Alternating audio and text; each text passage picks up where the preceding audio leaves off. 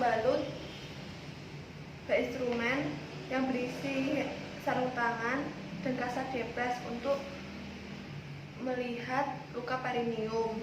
Selanjutnya ada kaca steril yang ditaruh di kom.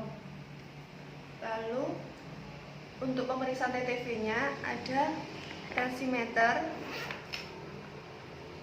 stetoskop,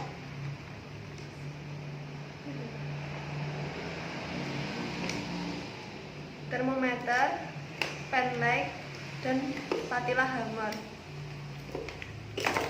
Lalu ada tisu, ada bengkok, kom berisi kapas untuk digunakan pemeriksaan payudara bila payudara kotor. Terus ada face shield dan masker. Lalu ini ada botol yang berisi air klorin, air sabun, dan air bersih. Selanjutnya persiapan diri. Yang pertama, cuci tangan dengan metode 6 langkah. Pertama, sisihkan lengan. Jika memakai arloji ataupun perhiasan, diharapkan untuk dilepas. Selanjutnya, nyalakan keran. Lalu basahi tangan. Lalu ambil sabun, gosok hingga berbusa. Selanjutnya, gosok sela-sela jari, hubungi tangan kiri dan kanan, menguncup, ibu jari kanan dan kiri, lalu ujung-ujung kuku jari, lalu bilas.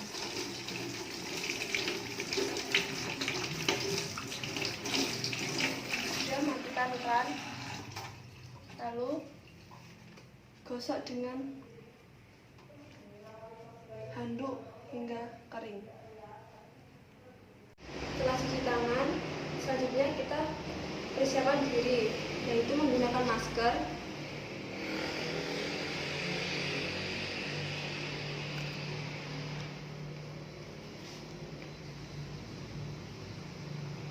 lalu menggunakan APD lengkap, lalu menggunakan facial,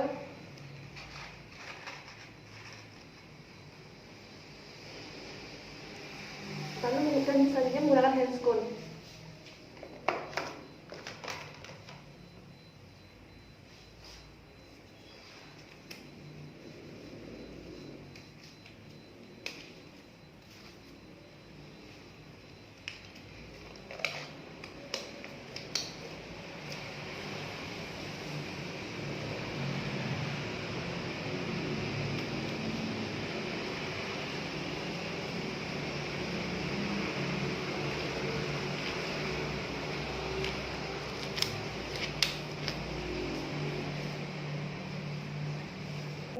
Kita harus menjaga privasi pasien.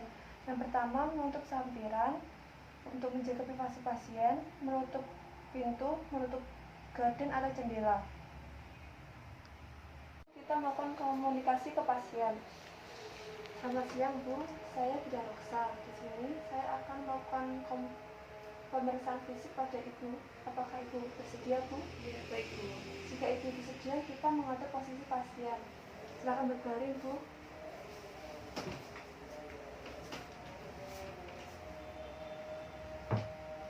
Pasien berbaring, kita bisa melakukan pemeriksaan TTV. Di sini kita mendekatkan peralatan ke pasien. Ambil tensimeter,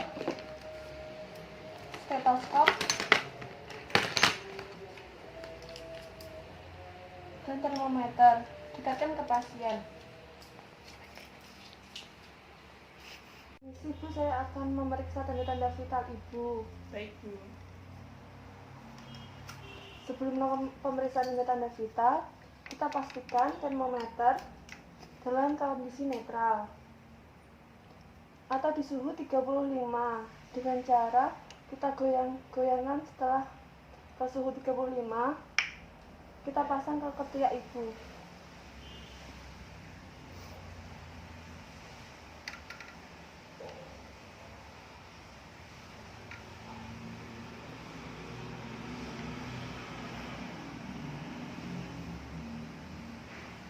Permisi ya Bu.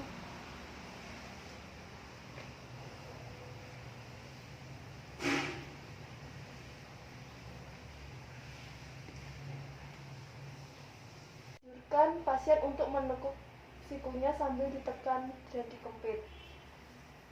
Sambil kita menunggu hasil termometer, kita bisa melakukan pemasangan tensi pada lengan satunya. Saya tensi dulu ya Bu.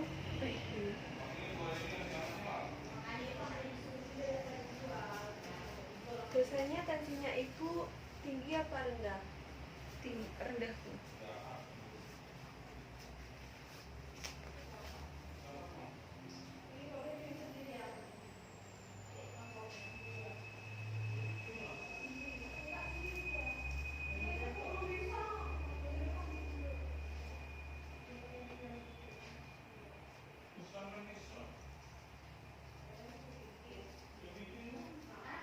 Permisi ya Bu.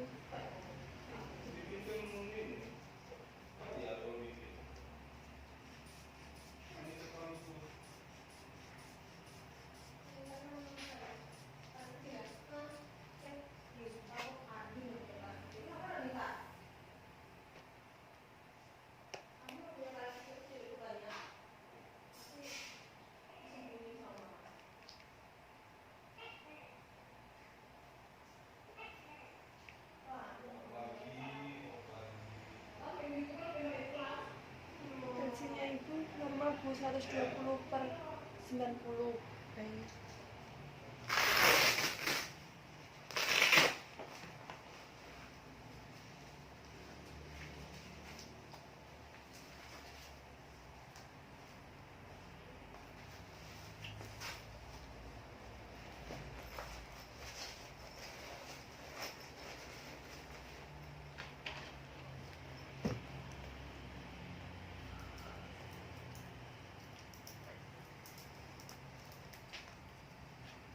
Permisi ya Bu.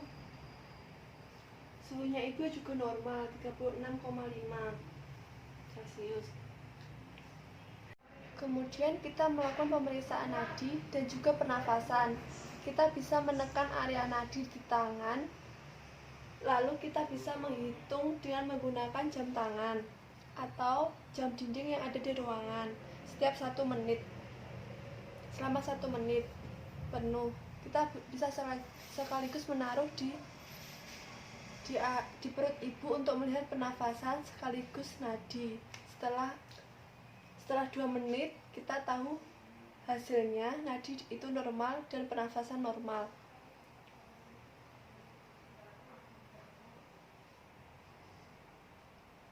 Sudah saya periksa Bu, nadi dan pernafasannya Ibu normal.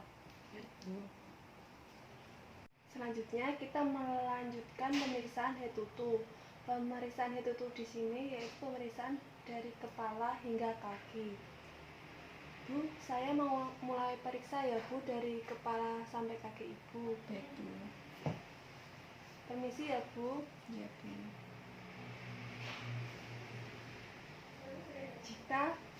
Jika pasien menggunakan jilbab atau penutup kepala yang lain, kita mempersilahkan Ibu untuk membukanya.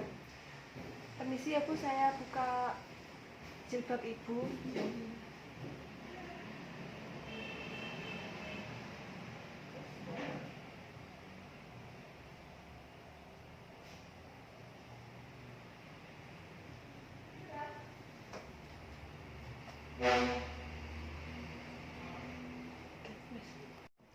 Selalu ingat, untuk pemeriksaan fisik yang dilakukan yang pertama yaitu inspeksi, palpasi, selanjutnya auskultasi.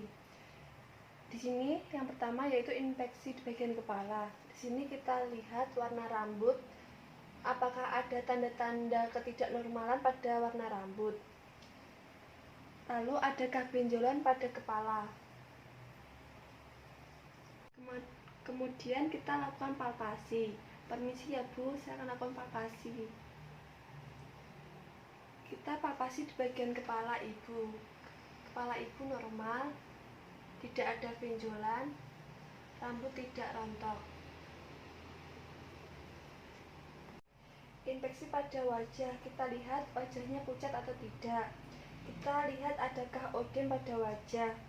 Lalu lakukan palpasi pada wajah, mulai dari mata kita inspeksi. Apakah warna skleranya putih keabu-abuan,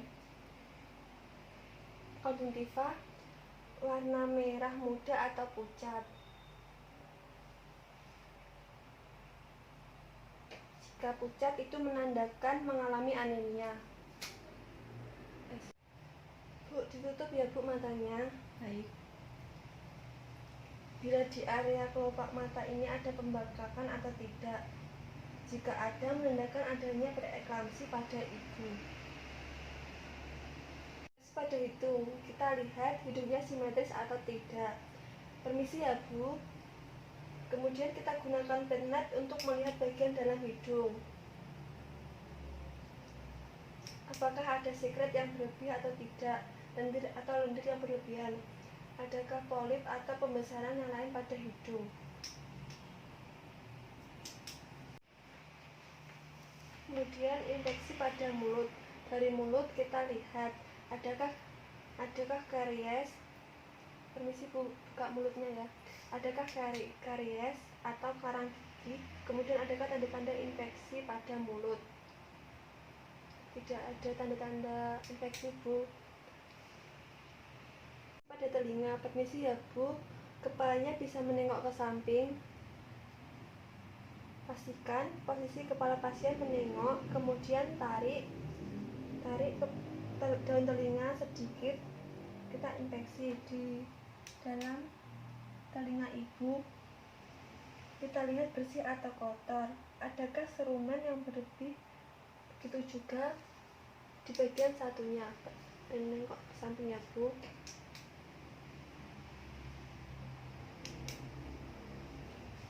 Pada leher, permisi ya Bu, saya inspeksi dulu. Adakah pembesaran vena jugularis pada leher ibu? Kemudian kita palpasi. Silahkan menelan Bu. Kita suruh ibu menelan untuk melihat atau merasakan apakah ada pembesaran pada kelenjar tiroid atau tidak. Kemudian kita tekan di area sini. Adakah pembesaran kelenjar limfe pada leher?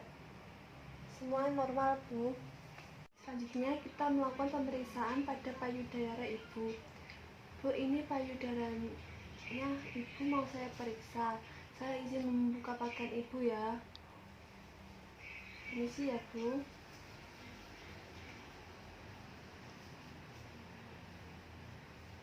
Kita harus inspeksi dulu keadaan payudaranya, mulai dari kebersihan. Bu, permisi ya, saya mau cek pada payudara ibu apakah bersih atau tidak.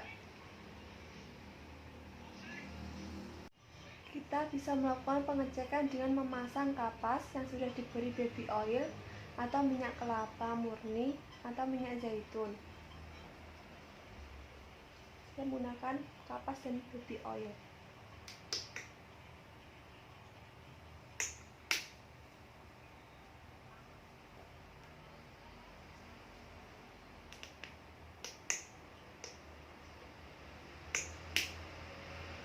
Kemudian kita tempelkan sedikit pada puting susu ibu. Selanjutnya, kurang lebih selama 1 menit. Kalau sudah, kita lihat kapasnya bersih atau kotor. Bu, ini kotorannya kelihatan ya Bu. Ini biasanya payudara ibu kotor. Jadi nantinya di rumah sering membersihkan ya. Caranya seperti ini Bu.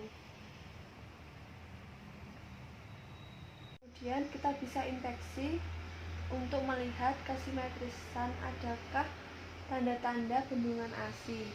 Misalnya simetris atau tidak. Warna kulit payudaranya apakah kemerahan, kemudian terlihat penuh atau tidak. Adakah benjolan atau tidak. Puting susunya apakah tenggelam atau mendatar atau inverted nipple. Puting susunya masuk. Kemudian kita periksa tanda-tanda ketidaknormalan pada kulit payudara. Misalnya tanda kerutan seperti kulit jeruk, atau mungkin tanda-tanda seperti infeksi, kemerahan, ruam, dan juga kebiruan pada kulit payudara. Jika kita sudah memastikan kondisi payudara normal, kemudian kita lakukan palpasi. Permisi ya Bu, saya cek dulu apakah ASINY-nya sudah keluar atau belum. Pada ibu nifas sangat penting untuk kita melakukan pengecekan pengeluaran ASI. Jadi untuk mengetahui apakah ASINY-nya sudah keluar apa belum, dengan cara menekan pada daerah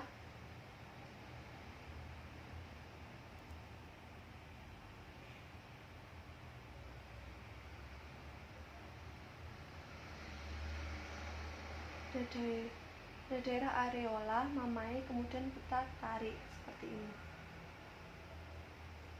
Ini ASINY-nya sudah keluar ya Bu, bagus berarti. Kemudian kita lakukan pada payudara selanjutnya. Payudara satunya juga keluar Bu ASINY-nya. Kemudian adakah pengeluaran yang abnormal pada ASINY-nya bercampur darah atau mungkin bercampur dengan nanah? Kemudian kita melakukan palpasi. Permisi ya Bu, saya tekan dulu daerah payudara Ibu. Jika nanti ada rasa nyeri, Ibu silahkan bilang ya. Kita bisa melakukan dengan cara memutar seperti ini.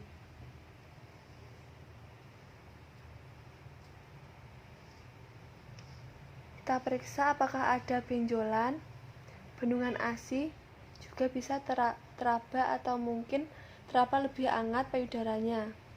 Ini menandakan bahwa Ibu mengalami bendungan ASI atau mastistis. Kemudian pada payudara selanjutnya.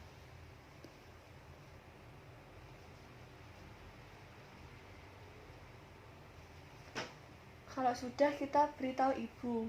Sudah Bu, hasil pemeriksaannya payudaranya Ibu bagus, normal, tidak ada masalah ASINY-nya ya Bu. Nah, teruskan ya Bu untuk pemberian ASI eksklusifnya. Kemudian selanjutnya pemeriksaan pada perut. Bu, permisi ya, perutnya saya periksa dulu ya. Ini kita buka baju pasien, kita buka area perut Ibu. Apakah Ibu melakukan operasi sesar atau SC? Kita bisa melihat keadaan luka SC-nya.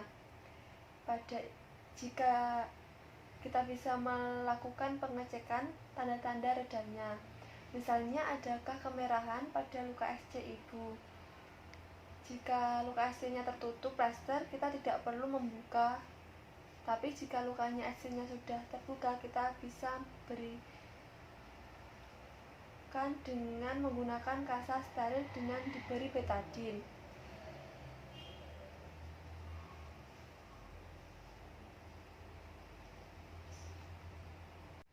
Kemudian kita bisa melakukan pemeriksaan pada genitalia untuk ibu nifas yang persalinan normal. Bu, permisi ya, saya mau memeriksa luka jahitan Ibu. Permisi ya Bu, saya izin untuk buka pakaian Ibu. Kita buka dulu pakaian pasien, lalu suruh pasien menekuk kakinya posisi litotomi, lalu ditutup dengan selimut menjaga privasi pasien. Permisi ya Bu, saya buka dulu celana dalamnya. Kita bisa membuka celana dalam Ibu sambil kita melihat lokeanya yang keluar. Itu pada pembelut akan terlihat lokeanya yang keluar. Apakah lokea lubra? Jika sudah sesuai dengan beberapa hari masa nifasnya, maka tidak terjadi abnormal. Pengeluaran lokea yang bisa menunjukkan tanda-tanda dia subinvolusi uteri, gangguan pada proses kontraksi uterusnya. Infeksi pada perineumnya, kita lihat tanda-tanda redanya. Misalnya, redanya adakah kemerahan pada luka perineum atau luka jahitannya? Adakah kebiruan, adakah odem pada area luka jahitannya? Kemudian adakah tanda-tanda pengeluaran abnormal, misalnya adanya nanah atau mungkin lokia berbau. Lokia ini tidak sesuai dengan harinya. Jika memang diperlukan, kita bisa melakukan vulva hygiene. Tapi jika lokianya tidak banyak, bisa dengan menekan saja dengan kasa di area luka jahitan sambil melihat lukanya.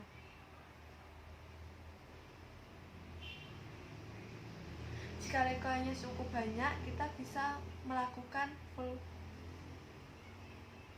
hygiene terlebih dahulu, atau mungkin pembalutnya penuh, kita bisa mengganti pembalut yang baru dan celana dalam yang baru. Tapi jika tidak, kita bisa pasang celana yang tadi. Juga cukup bisa menekan kasa yang diberi betadine pada area luka jahitan. Sudah Bu, ini lukanya sudah bagus. Lukanya ini bisa mulai menyatu ya Bu.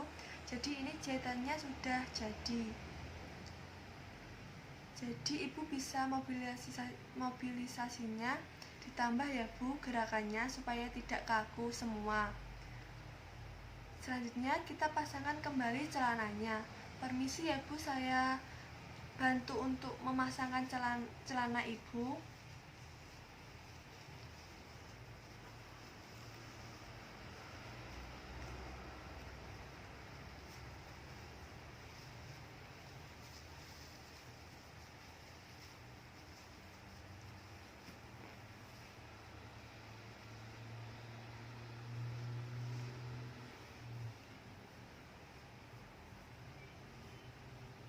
Lalu bantu Ibu memakai pakaiannya dan rapikan.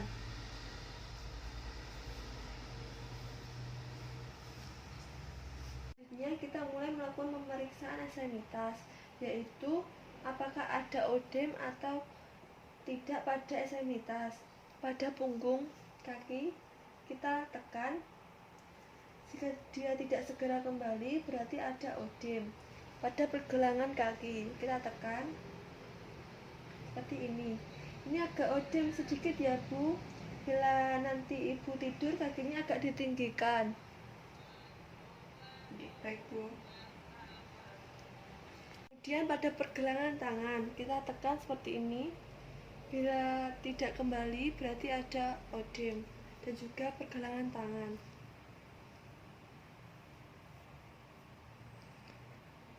Untuk bagian tangannya tidak ada odem ya Bu.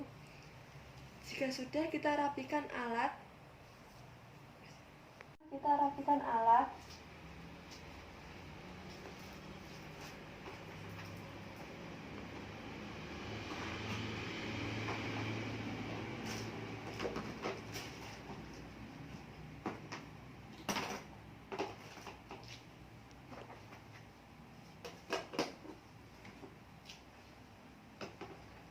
Lalu kita copot sarung tangan dan masukkan ke larutan klorin.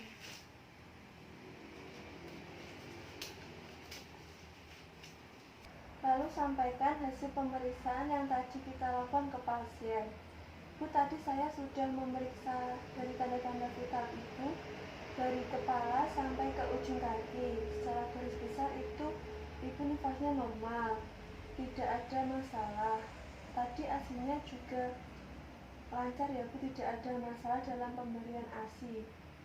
Begitu pula dari luka jahitannya sudah menyatu, jadi sudah baik ya Bu untuk jahitan lukanya.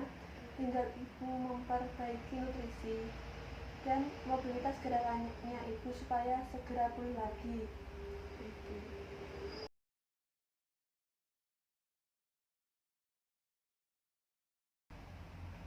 Jika semua sudah selesai, kita sekali lagi merapikan pasien dan berpamitan kepada pasien. Bu, tadi saya periksa, hasilnya pemeriksaan juga sudah saya tulis di buku KIA Ibu, di buku Nifas. Ini saya rapikan lagi ya Bu. Ibu sudah nyaman ya? Jika sudah, saya mau pamit dulu. Bila nanti ada apa-apa atau ada keluhan, Ibu bisa datang lagi ke sini untuk kontrol lagi ya Bu. Semoga Ibu dan bayinya selalu sehat. Terima kasih ya Bu.